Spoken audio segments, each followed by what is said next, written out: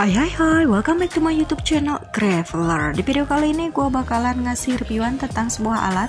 Sebelum gue kasih tahu alatnya apa, tolong kalian klik dulu tombol like, subscribe, share, dan komennya ya. Makasih.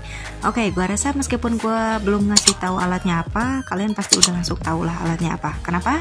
Karena kalian pasti udah baca judul dari thumbnail gue. Oke, ini tentang alat press jam tangan. Oke, alatnya seperti apa? Nih. Kalau misalnya kalian udah pernah ngeliat gua kemarin reviewan gua, kemarin itu gua bikin reviewan tentang jam tangan.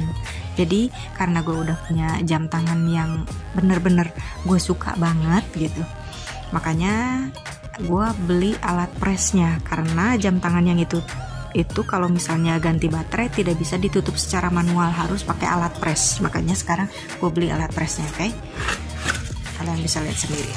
Aduh, lumayan berat juga ya. Oke, kosong. Oke, ini alatnya ya. Oke, terlihat kan?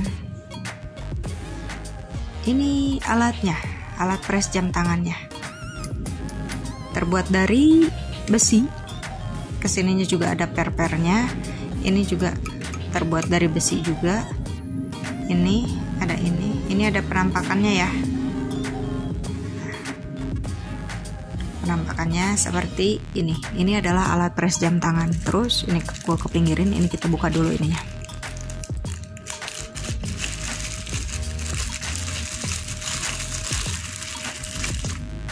Kita hitung ada berapa banyak. Harusnya 1 2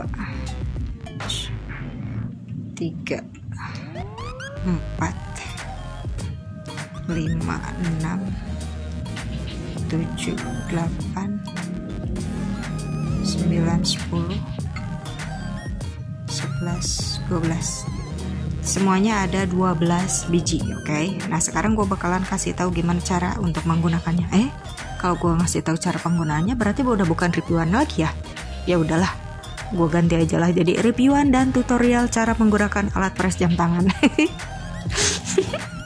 Nah, ini kalau misalnya kalian belum lihat reviewan gue tentang jam tangan ini, kalian bisa lihat aja reviewannya. Oke, sebenarnya jam tangan ini tuh masih jalan kan, tuh kan detik-detikannya jalan. Ya iyalah, masih jalan, lawang baru juga kemarin gue belinya. Jadi kalau misalnya kalian pengen lihat gue ngeganti baterai, berarti kalian harus tunggu 1 tahun lagi. Biasanya ya jam baterai itu 1 tahun ya. Berarti gue baru bisa ngegunain alat press jam tangannya 1 tahun lagi dong. Ya udah, kalian tungguin ya 1 tahun lagi. Ya enggak deng. Ya udahlah, tanggung, ini udah ada ya. Gue kasih tahu aja lah tutorialnya cara mengganti tutup belakang jam tangan. Pertama yang bakalan gue kasih tahu adalah ini itu ada ukurannya ya. Nih, gue kasih tahu. Ini kelihatan. Nah, ada kelihatan ya, 44. Oke, tuh di sini kelihatan 44. Kalau yang bagian belakangnya di mana ya? Kenapa tidak terlihat? Oke. Nah, ini 46. Oke, ini adalah 48 sama 46. Jadi tiap ini tuh beda-beda ukurannya ya. Mana ini? 40 ya.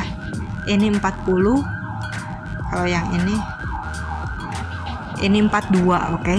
Nah, gue kasih tahu gimana cara misalnya kalian harus memilih alat ini yang press yang pas buat ini tuh yang kayak gimana. Nah, kalau untuk ini alat press ini selain kita pakai untuk ngepres belakang jam tangan, kalian juga bisa pakai untuk mengepres ini kaca. Kalau misalnya kalian kacanya ada yang retak, kalian tinggal beli aja ke online shop, diameter kacanya udah kayak gitu, kalian bisa pakai presan ini. Oke. Jadi bisa dipakai untuk 2 hal ya, untuk ngepres ini kaca maupun untuk ngepres bagian belakangnya. Nah, untuk diameter kaca, khusus untuk kaca ya, kalau misalnya ini diameter ini harus lebih besar daripada diameter kaca. Biar apa? Biar seininya itu tidak benar-benar melekat ke kaca, tapi harus melekatnya itu ke bagian ini yang kuning, si bezelnya itu, yang besinya itu.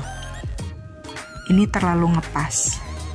Nah, berarti pakainya yang ini ya, khusus untuk yang bagian depan. Tiap jam tangan pasti beda ukurannya, jadi ini nggak bisa disamain ya.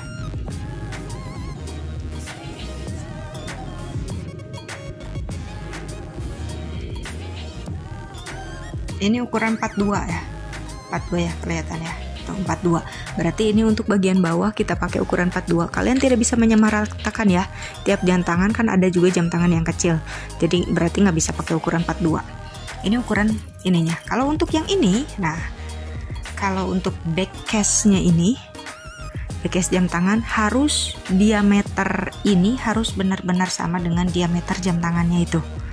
Kalau ini kan harus dilebihin, jadi harus adanya itu di bagian besi. Kalau bagian ini harus benar-benar presisi dengan diameter tutup jam tangannya. Ini wish terlalu besar. Wish apalagi ini? Kayaknya ini deh. Nah ini, kalau ini pas ya. Ini pas presisi, nggak terlalu besar, nggak terlalu kecil. Jadi pas presisi dengan diameter back case-nya. Oke, jadi gitu cara mencari diameter yang cocok untuk ini. Kalau yang untuk bagian kaca berarti harus lebih daripada kaca. Kalau untuk back case-nya harus benar sama-sama diameter dengan back case kacamata. Kacanya. Ini kan yang ini berarti dipakai yang ini ya. Tinggal diputar aja. Guys.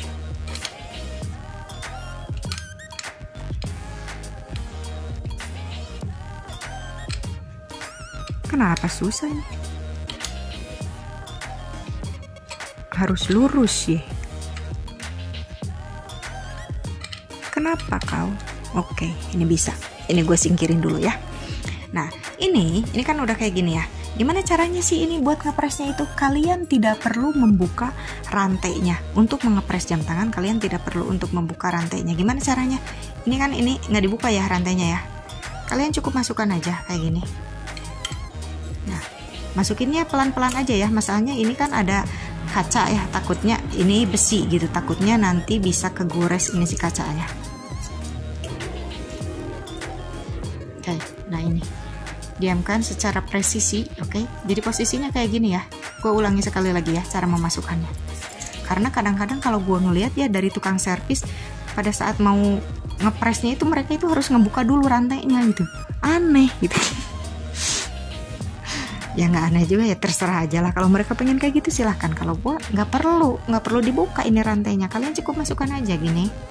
Nah, set pelan-pelan. Ingat di sini ada kaca dan ini terbuat dari bahan besi. Takutnya nanti kegores ya. Jam tangan kita semua. Makanya gue lebih suka beli alat press sendiri. Kenapa? Kalau sama kita sendiri kan kita yang tahu jam tangannya, jadi pasti bakalan lebih disayang-sayang, lebih apik lah ya. Kalau dari tukangnya kan biasanya seenaknya aja. Mungkin meskipun ada juga sih tukang jam tangan servis yang jam tangan yang bener-bener bagus juga gitu. Oke, setelah ini presisi ya.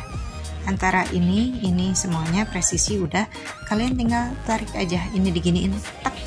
Ini kalian ngepresnya itu jangan terlalu teken ya, normal aja, karena kalau misalnya kalian terlalu keras takutnya ini kan ada kaca bagian bawah, nanti bisa retak si kacanya. Jadi digini pelan-pelan aja pakai perasaan, nanti juga bakalan ada bunyi tak.